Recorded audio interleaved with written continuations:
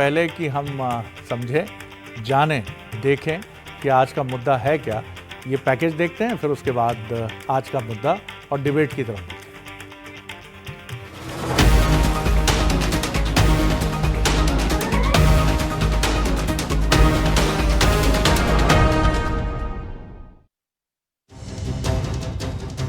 मध्य प्रदेश में मिशन 29 में जुटी बीजेपी ने 24 के महासंग्राम के लिए अपने सभी रणबांकुरों का ऐलान कर दिया है। कमलनाथ के गढ़ छिंदवाड़ा को फतेह करने का जिम्मा विवेक बंटी साहू को सौंपा गया है। मतलब साफ है कि बीजेपी का एक जमीनी कार्यकर्ता कांग्रेस के स्थापित घराने के नेता को लोकसभा के रण में चुनौती देने जा रहा है। बंटी साहू और बीजेपी को छिंदवाड़ा में कमलनाथ की मैनेजमेंट और चुनावी चक्रव्यूह से दो चार होना पड़ेगा। नाथ का घर रणनीति का गढ़ बना हुआ है। छिंदवाड़ा के लिए बीजेपी कांग्रेस का गेम प्लान तैयार है। नकुलनाथ से दो हाथ करेंगे बीजेपी के बंटी साहू। बड़े फेस की जगह बीजेपी ने कार्यकर्ता पर किया फोकस। कमलनाथ नकुलनाथ को तवज्जो न देने का संदेश। बीजेपी नाथ की टीम में लगातार लगा रही है सेंध। 20 दिनों में कई कांग्रेस कार्यकर्ता बीजेपी में शामिल हुए हैं। कांग्रेस तोड़ो छिंदवाड़ा जीतो का मंत्र बीजेपी लेकर चल रही है।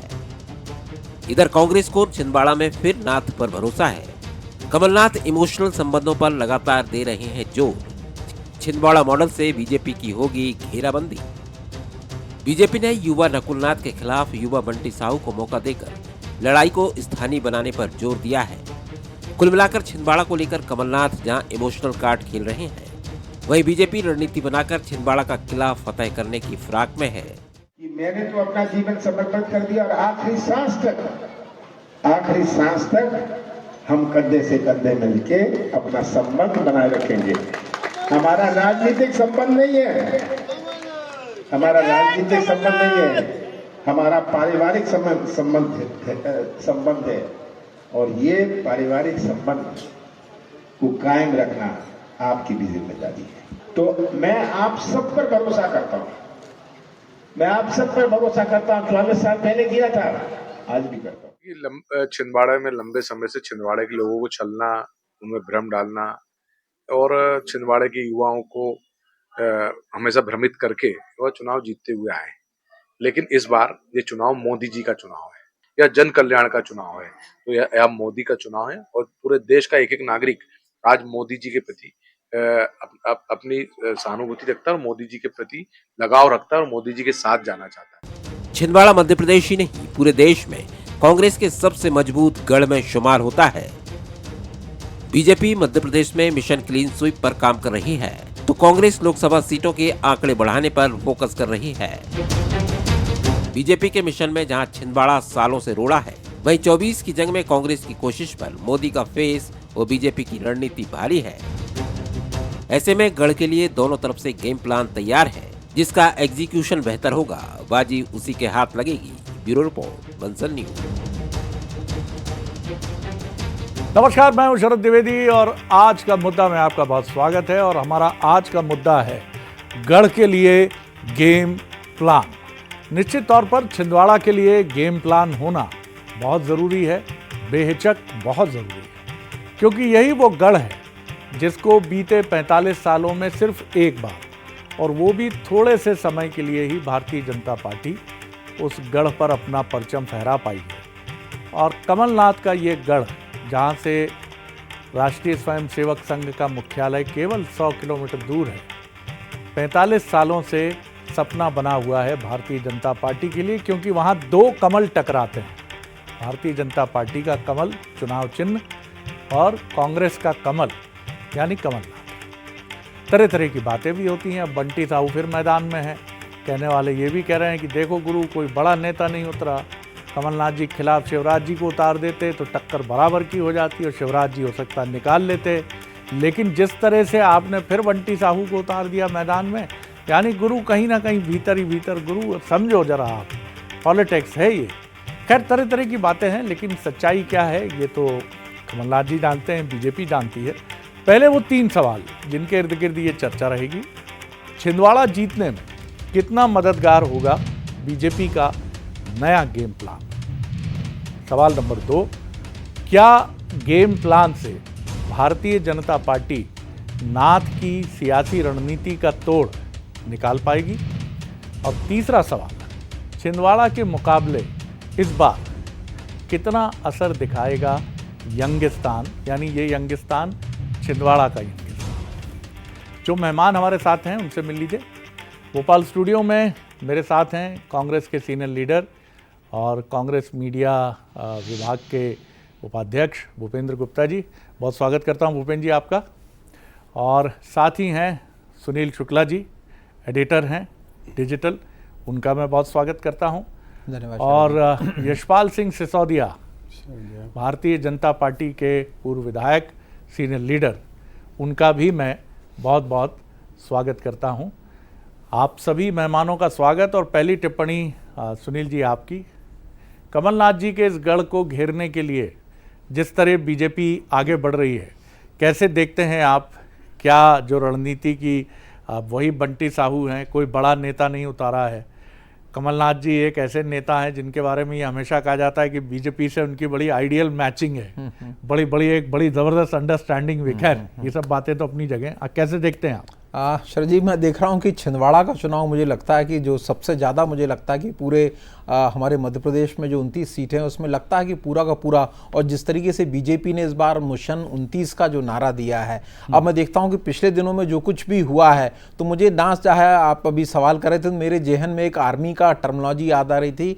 थिएटर कमांड हमने एक नया एक टर्मिनोलॉजी थी एक युद्ध लड़ने की, और राजनीति में भी चुनाव एक तरीके से युद्ध की तरीके से हो रहे हैं। तो मुझे लग रहा है कि जिस तरीके से हमने देखा कि जो बीजेपी का एक प्रयास था कि कमलनाथ ही एक तो ये था कि भाई अगर आ जाते हैं तो उनका मिशन 29 जो है, लेकिन वो टॉप के लेवल पे जब मुझे लगता कि जो भी स्ट्रेटजी यदि कामयाब नहीं रही या जो भी उसके अंदर जो है ट्विस्ट आए, अब मुझे लगता है कि जिस तरीके से बीजेपी ने वहाँ एक मनोवैज्ञानिक एक लड़ाई लड़ने की जो है, युद्ध छेड़ने की, कि मुझे लगता है कि सबसे ज़्यादा छिंदवाड़ा वो जिला है जहाँ सबसे ज़्यादा जो कांग्रेस के मैदानी कार्यकर्ता वो बीजेपी में शामिल हुए हैं। तो मुझे लगता है कि कहीं ना कहीं अब इस तरीके से उसको बीजेपी का जो गेम प्लान की बात कर रहे हैं कि वहाँ इसको एक लोकल मुद्दे की, कि भाई हमने देखिए एक बड़े नेता के खिलाफ हमने एक अपने कार्यकर्ता को, कि हम अपने कार्यकर्ता को एक चेहरा बनाया है, और जो खास तौर से जो मैदानी वहाँ पे जो कांग्रेस के कार्यकर्ता हैं उनको कहीं से मुझे लगता है कि जो कमलनाथ का, चूंकि वो 9 बार से लोकसभा के वहाँ सदस्य रहे हैं,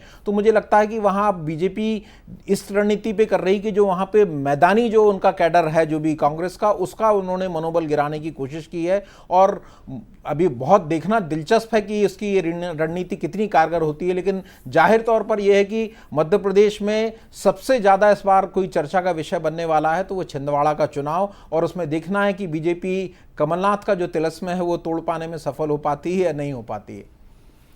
निश्चित तौर पर काफ़ी दिलचस्प होगा ये देख पाना। लेकिन यशपाल जी से ये सवाल जरूर रहेगा। यशपाल जी, कोई बड़ा चेहरा होता तो माना जा रहा था कि टक्कर और कांटे की होती। बंटी साहू जी की बात करें तो ऐसा नहीं है कि कोई हल्के फुल्के प्रत्याशी हैं, और जिस तरह से केपी यादव ने पिछली बार गुना में एक बड़ा परिवर्तन कर दिखाया था तत्कालीन कांग्रेस लीडर ज्योतिरादित्य सिंधिया जी के खिलाफ, हो सकता है बंटी साहू नकुलनाथ जी के खिलाफ वैसे कैंडिडेट साबित हों। लेकिन फिर भी बीजेपी के बारे में चर्चाएं बहुत थीं कि बड़ा कैंडिडेट किसको उतार सकती है, कौन आएगा।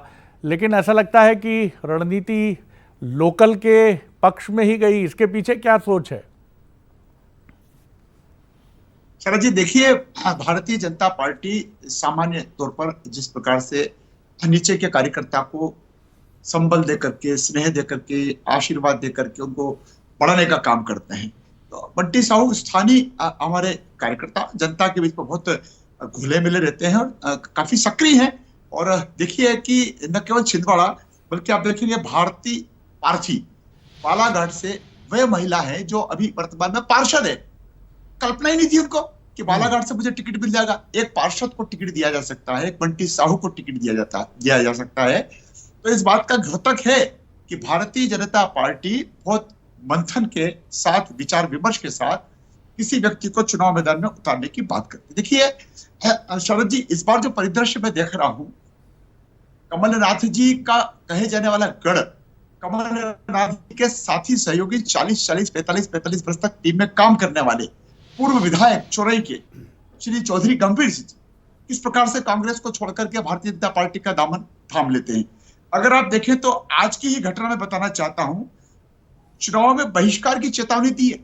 मतदाताओं ने कमलनाथ जी की उपस्थिति में, गांव का नाम है खरेरी गांव, पेयजल की समस्या को लेकर के बड़ी बात करते हैं कि छिंदवाड़ा मॉडल अभी कमलनाथ जी को बहुत कुछ फेस करना पड़ता है, तभी तो आज उनके ट्विटर हैंडल एक्स पर उन्होंने 20 पंक्तियां लिखी, लगभग 20 लाइनें लिखी होगी और किस प्रकार से कमलनाथ जी चिंतित हो रहे हैं। और देखिए गुटी राजनीति इतनी दिख रही है कि कल ही मैं देख रहा था मारूड़ जिला पांडुरना, कमलनाथ जी और नकुलनाथ जी एक मंच पर विराजित हैं, बैनर था क्षेत्रीय कांग्रेस कमेटी का कार्यक्रम, और आप देखिए उसमें पिता पुत्र दोनों के फोटो हैं, जीतू पटवारी जी का, सोनिया गांधी जी का, या अन्य जो कांग्रेस के नेता हैं राहुल गांधी जी का। इनका कहीं चित्र में उल्लेख तक नहीं है। चुनाव पिता और पुत्र दोनों मिलकर के लड़ रहे हैं, क्योंकि कांग्रेस जिस प्रकार से वहां खाली होती चली जा रही है, भारतीय जनता पार्टी का दामन थाम रही है। और गढ़ में शरद जी भेद लगाने की अगर आप बात करें, कैलाश विजयवर्गीय जी, शिवराज सिंह जी चौहान, कविता पाटीदार जी, ये हमारे वे लीडर हैं जो लगातार वहां पर बैठ के कर रहे हैं और कार्यकर्ताओं को मोटिवेट कर रहे हैं, कार्यकर्ताओं को संगठन के काम में चालना देने का काम कर रहे हैं। जी भूपेन जी, ये भी कहना है बीजेपी की तरफ से यशपाल जी का कि कमलनाथ ही सब कुछ है, कमलनाथ के अलावा कोई पोस्टर में जगह नहीं मिलती। नकुलनाथ जी और कमलनाथ जी का स्टाइल तो है अपना, एक अलग एक कद्दावर नेता है, और अगर देखें तो इस समय मेरे ख्याल से सीनियरिटी में सबसे बड़े नेता हैं। कैसे देखते हैं आप तमाम बातें जो सामने आई हैं, टक्कर कैसी होगी, इस पर भी एक रिएक्शन। यशपाल जी बड़े सीनियर लीडर हैं बीजेपी के, हमेशा अच्छी बात करते हैं। इस बार उन्होंने कुछ कमज़ोर बात क्यों की मुझे नहीं मालूम। वो कह रहे हैं कि साहब मंच पर एक पोस्टर लगा था, क्षत्रिय समाज का मंच था, तो क्षत्रिय समाज का मंच जो है किसकी फोटो लगाएगा, किसकी? सुन तो लीजिए, आप पूरे मुझे बोलने दीजिए, काहे को डिस्टर्ब कर रहे हैं। हम तो आपको बहुत पूरा आपके पास लौटूंगा यशपाल जी, पूरा मौका आप अरे आप सुधार लीजिए, क्षेत्रीय कांग्रेस कमेटी, क्षेत्रीय बोल रहे हो, क्षेत्रीय, क्षत्रिय नहीं जी, रीजनल जी, रीजनल। ठीक है, तो उसमें जो है अभी आपको मैं याद दिलाना चाहता हूँ यशपाल जी कि अभी बहुत ज़्यादा दिन नहीं हुए, 2 महीने पहले ही जो है आपके परम प्रिय मामा जी ने भाषण दिया था कि इधर मुख्यमंत्री पद से नीचे उतरो और वहाँ पोस्टर से उनकी फ़ोटो गायब हो गई। तो ये आपको तो ये बतानी नहीं चाहिए, आपकी पार्टी में तो ये रोज़ का हिसाब किताब है। कहाँ पर है शिवराज सिंह, उनकी तस्वीरें कहीं देखने को मिल रही हैं? तस्वीरों से जो है चीज़ें नहीं बनती हैं, चीज़ें बनती हैं सेवा से, संस्कार से और निरंतरता से।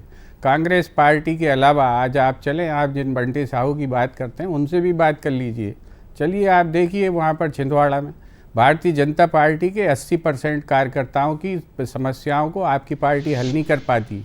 उनको हल भी कमलनाथ जी करते हैं, कमलनाथ जी ही उनकी सेवा करते हैं। और इसको आप भले हंसने की कोशिश करेंगे, आपकी पार्टी की पोल है और आपकी पार्टी के सारे लोग वहाँ परिश्रम कर चुके हैं, 40 साल से परिश्रम कर रहे हैं।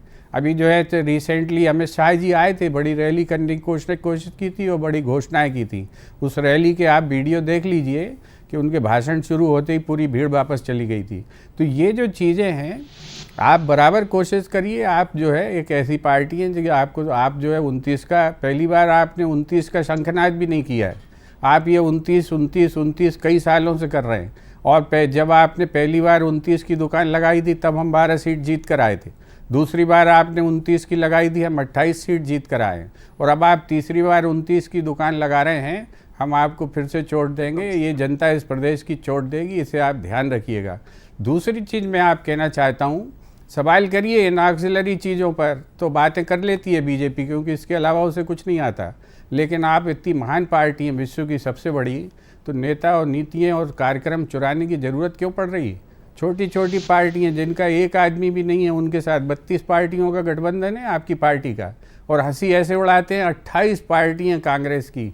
इंडिया को घमंडिया कह के आप सोचते हैं आप महान काम कर रहे हैं, लेकिन आपकी पार्टी इस बात का जवाब दे कि 32 पार्टियों को हिये से लगाए क्यों घूम रहे हैं आप तो विश्व की सबसे बड़ी पार्टी हैं। मिस कॉल से आपकी दुकान चल जाती है, फिर आप ये क्यों कर रहे हैं? आपका जहाँ गठबंधन टूटता है वहाँ आप पार्टियों को खाने की कोशिश करते हैं। इसलिए आप निरंतर जो है ब्लैक बॉक्स में खड़े हुए हैं। सुनील जी, अभी आपने ये हरियाणा जी, में भी किया, मैं और आता ये हूं, जो आता हूं, काम आप कर रहे हैं, एक क्विक इसी राउंड से रहेगा जो है अभी, हम जी। ये गढ़ जीतेंगे। जी। कमलनाथ जी का जो नकुलनाथ जी ने पहले भी बंटी साहू को हराया है, चलिए, इस बार भी चलिए, हम हराएंगे। जी। सुनील जी, एक काल्पनिक सवाल ही कह लीजिए आप इसको, लेकिन है बड़ा एक दिलचस्प सा सवाल मुझे लगता है। कमलनाथ जी की रिसेंटली बीजेपी में जाने की चर्चा रही, लगभग मान ही लिया गया था कि बीजेपी में जा रहे हैं। इसके पहले हिंदुत्व के मुद्दे पर शायद मुझे ऐसा लगता है कि वो अकेले ऐसे नेता हैं राष्ट्रीय परिप्रेक्ष्य के भी मध्य प्रदेश के, जिन्होंने राम मंदिर के इशू से कभी मुंह नहीं चुराया, हिंदू राष्ट्र के मसले से मुंह नहीं चुराया, और घोषित तौर पर कहा कि सनातन परंपरा है। और वो ये वही स्टैंड जो कांग्रेस का है, कहते हैं सुप्रीम कोर्ट ने बनवाया राम मंदिर, लेकिन कभी हार्श नहीं बोले। क्या आपको लगता है ये भी उनकी रणनीति का हिस्सा? ये दोनों मुद्दे भी छिंदवाड़ा में क्या कमलनाथ जी को कुछ लाभ पहुंचा सकते हैं? बीजेपी में जाने की चर्चा, हिंदुत्व पर सॉफ्ट स्टैंड। बिल्कुल निश्चित तौर पर मुझे लगता है कि जब राम मंदिर का इशू चल रहा था, अयोध्या की प्राण प्रतिष्ठा का, और उसमें देखा था कि उसके काफ़ी पहले से ही एक तरीके से अगर कांग्रेस में एक जो सॉफ्ट हिंदुत्व की बात होती तो उसके सबसे बड़े प्रतीक यदि देखा जाए तो मध्य प्रदेश में कमलनाथ बन गए थे। और मुझे लगता था कि वो मतलब काफ़ी सीनियर वो जो है पार्लियामेंटेरियन हैं, और उनको काफ़ी केंद्रीय राजनीति की भी, राष्ट्रीय राजनीति में भी उनकी काफ़ी प्रमुख भूमिका रही है और काफ़ी समझ रखते हैं। तो मुझे लगता है कि उन्होंने कुछ ना कुछ, मुझे इस चीज़ का एहसास हो गया था, और मुझे लगता है कि देर सवेर कांग्रेस का जो केंद्रीय नेतृत्व है वो भी उस मसले पर आया। खुद न्याय यात्रा के दौरान राहुल गांधी ने भी ये कहा कि भाई हम कभी इसके विरोधी नहीं थे, वो तो चूंकि कांग्रेस जो कार्यक्रम था वो इसमें एक बीजेपी की छाप, आरएसएस की छाप लगी हुई थी, इसलिए हम दूर रहने वाले थे। हमने किसी अपने पार्टी नेता को नहीं कहा, जाने से मना नहीं कहा, जो जाना चाहते थे उनको जाने दिया। तो मुझे लगता है कि कहीं ना कहीं निश्चित तौर पर लगता है कि उन्होंने कहीं ना कहीं ये उनको इस चीज़ का एहसास हो गया था। और कमलनाथ जी ने बहुत पहले कहा था इस चीज़ का, भोपाल से लेकर और छिंदवाड़ा तक, और इस दौरान भी कई कार्यक्रम ऐसे लिए उसमें उन्होंने खुलकर कहा कि वो भी सनातन के उतने ही बड़े पैरोकार हैं, उतने ही बड़े भक्त हैं जितने की वो बीजेपी दावा करती है। यशपाल जी, ये भी सवाल के एक सिरे को मैं आपकी तरफ ले जाता हूं। हमने देखा जब कमलनाथ जी की चर्चा बीजेपी में जाने की हुई और वो नहीं गए, चर्चा ही रही, अफवाह ही रही, अटकलें ही रही, तो उसके बाद बीजेपी के नेताओं के सुर कमलनाथ जी को लेकर बदल गए। कमलनाथ जी कहने लगे, कमलनाथ जी के को ये भी सोचना चाहिए, कमलनाथ जी को ये भी जानना चाहिए। भाई हर आदमी आजकल ये ध्यान रखता है कि भविष्य की सेटिंग क्या है। अब अभी आज हम जिनकी आलोचना कर रहे हैं, कल वो मध्य प्रदेश में या राष्ट्रीय बीजेपी की राजनीति में एक महत्वपूर्ण पोजीशनिंग ले आए, तो गुरु हम तो फंस गए। और छिंदवाड़ा की जनता भी अलग नहीं है, वो भी सोच रही होगी कि कल सेटिंग बदल गई तो भाई साहब तो वही रहेंगे, और पार्टी वो हो गई जो पार्टी अभी सबसे ज्यादा चर्चा में है। तो इस मनोविज्ञान से कैसे निपटेंगे आप? जी शरद जी, देखिए, भारतीय जनता पार्टी ने कभी कमलनाथ जी को, नकुलनाथ जी को लाने के लिए कोई प्रयत्न नहीं किए। आप बताएं कहीं ऑफिशियली कोई किसी प्रकार का कोई संवाद हुआ हो या किसी प्रकार की कोई टिप्पणी, टीका टिप्पणी भारतीय जनता पार्टी के वरिष्ठ आला नेताओं की तरफ से आई हो? ये जो कुछ चीज चली, कमलनाथ जी बार बार कह रहे थे किसी का कोई ठिकाना थी, कोई कहीं भी जा सकता है। तो ये तो कमलनाथ जी का और नकुलनाथ जी का अपना प्लान था कि अगर भारतीय जनता पार्टी में जाने की बात को अगर आ जाएंगे तो हम आ जाएंगे, और अगर आ जाते तो हम इनकार भी थोड़ी करते क्या। क्योंकि जिस प्रकार से कांग्रेस ने, शरद जी, दीपक जोशी जी को स्वीकार किया, भंवर सिंह शेखावत जी को स्वीकार किया, वीरेंद्र रघुवंशी को स्वीकार किया, उसके पहले भी भारतीय जनता पार्टी के अनेक लोगों को उन्होंने स्वीकार किया। और अभी तो हालात ये हो रही हैं कि खजुराहो हो, पन्ना हो, इंदौर हो, भोपाल हो, होशंगाबाद हो, इटारसी हो, छिंदवाड़ा हो, कहां पर भारतीय जनता पार्टी पर विश्वास और भरोसा करने वाले लोग किस प्रकार से जुड़ रहे हैं। नियमित तो आपने अभी बताया कि कांग्रेस समर्थक गांव भी चले आ रहे हैं बीजेपी की तरफ।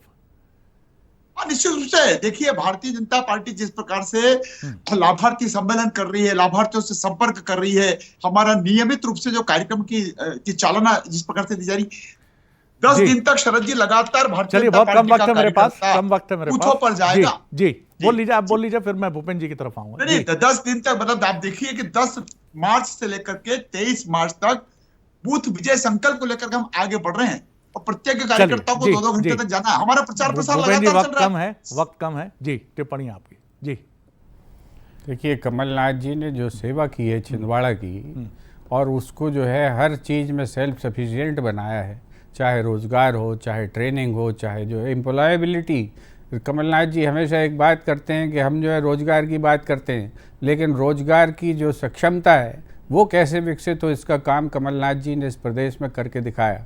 मैं तो यशपाल जी से बात करके चैलेंज करना चाहता हूँ कि आप जो है बुंदी की तुलना कर लीजिए छिंदवाड़ा से, आप जो है विदिशा की तुलना कर लीजिए छिंदवाड़ा से, वहाँ से आपने एक प्रधानमंत्री पैदा किया था।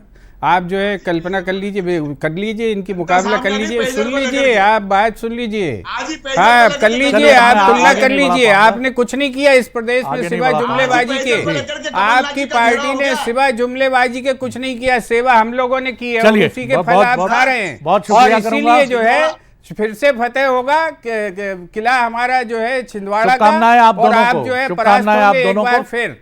बहुत शुभकामनाएं यशपाल जी, बहुत धन्यवाद भूपेंद्र जी, बहुत धन्यवाद सुनील जी। बेशक कुल मिलाकर ये कहा जा सकता है कि छिंदवाड़ा का ये जो रण है, ये रण बहुत दिलचस्प है और इसका कारण कमलनाथ है। और कहा भी जाता है कि कुछ चीज़ें कभी समझ में नहीं आती, जैसे बाबूलाल गौर स्वर्गीय नेता और आरिफ अकील साहब की एक बड़ी अंडरस्टैंडिंग थी। मैं ये नहीं कह रहा हूँ कमलनाथ जी की और बीजेपी की कोई अंडरस्टैंडिंग है, लेकिन राजनीति बड़ी अजीब है।